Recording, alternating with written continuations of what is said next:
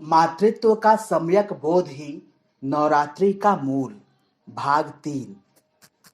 आरती का मतलब होता है श्रद्धास्पद का, पूज्य का, देवी माँ का, भगवान का दुख बांटना, उसकी पीड़ा को अपने माथे पर लेना, उनका भार हल्का कर देना, अपने भिखारीपन को भुलाकर उनकी सेवा में अर्पित होना, उनके साथ अपनी एकात्मकता की अनुभूति एवं प्रतीति पाना कि जैसे हम दुखी पीड़ित होते हैं, थकते हैं, वैसे ही माँ भी थकती होगी, उसे भूख सताती होगी। इसलिए उनका कष्ट अपने माथे पर लेने के लिए आरती उतारी जाती है। दीपों की लहराती जगमग ज्योति के बीच यह भाव व्यक्त किया जाता है कि मैं प्रस्तुत हूं मां, जो तू चाहेगी कहेगी वही करूंगा। लेकिन हम हैं कि उनसे मांगते ही रहते हैं, उनको सताते ही चले जाते हैं। मां मुझे धन दो, यश दो, संतान दो, क्या नहीं मांगते। मजे की बात तो यह है कि हमारे पास मां से मांगने के लिए समय है, उसके पास बैठने के लिए समय नहीं है। इसके लिए बहुत हुआ तो किसी पंडित पुजारी को नौकर रख लेंगे, ठीक किसी कुपुत्र या कुपुत्री की तरह, जो अपनी मां की सेवा न करके इसके लिए किसी नर्स को रख देती है। भला नर्स की नौकरी और संतान की सेवा का सुख या परिणाम क्या समान हो सकता है?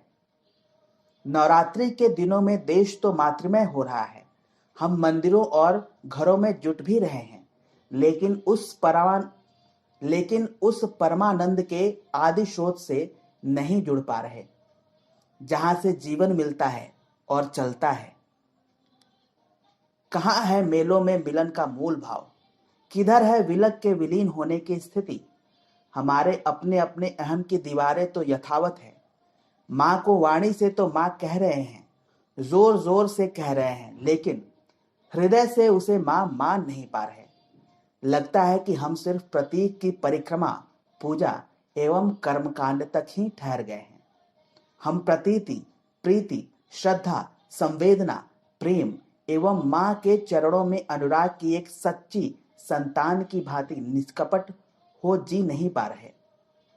अगर ऐसा होता तो हमारी यह नवरात्रि लोक परंपरा एवं लोक व्यवहार की लीक न रहकर मां की अलौकिक प्रभा से जगमग कर रही होती। हमारे जीवनों में मां का दिव्य ज्योति अवतरण हो रहा होता।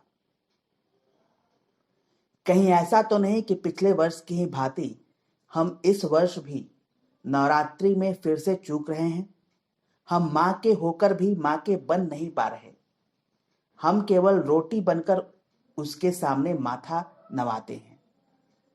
सुख साधन, दाम दुकान की कामना का दम लेकर मां के पास आते हैं और यह जबरदस्ती करते हैं कि हम जो चाहते हैं वह तो तुम्हें देना ही पड़ेगा। हाँ, हमें तुम्हारे दुख से कोई सरोकार नहीं रहा।